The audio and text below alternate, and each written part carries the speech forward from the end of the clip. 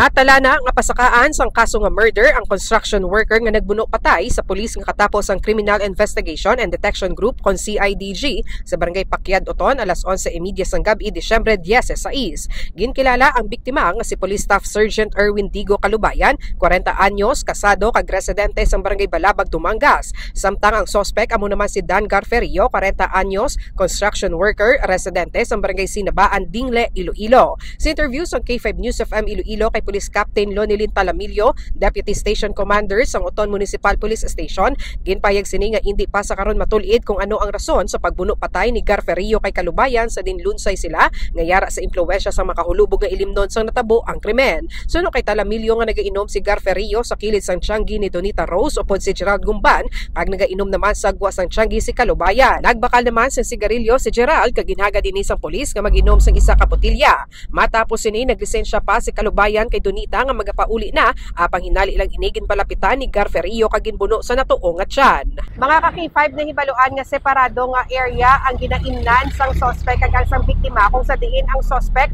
dira nga bahin nagainom-inom then ang victim naton sa imniya nga tianggi mga ka-K5 kag according sa investigation sang aton nga kapulisan diri sa Banwa sang Oton nga ang victim naton naglisensya pa sa tag-iya sang store nga iya ginimnan nga magapauli na ini siya mga ka-K5 o galing hinali lang ini siya ginpalapitan sang suspect kag ginbuno sa iya nga likod kung sa diin nakaangkon ini sang fatal nga pila sa iya nga tiyan nga gintunaan sang iya nga kamatayon mga ka-K5. Nakahalin pa sa lugar si Garferio apang nadakpan ini sa gihapon sa kapulisan matapos nga may igo man sa tiyan tugas ang pagkatiro ni Calubayan gamit ang iya nga service firearm. Gindala naman sa West Visayas State University Medical Center si Garferio samtang padayon pa sa karon ang investigasyon sang Oton Municipal Police Station kung ano ang matuod nga rason sa natabo nga krimen kag hindi pa makumpirmar kung pagpangimon ang motibo. Live diri sa Banwa sang Oton, ini si K5 Karen Badilla para sa Kampiyon nga Balita, Serbisyo Publiko kag Kalingawan sa Iloilo. K5 News FM.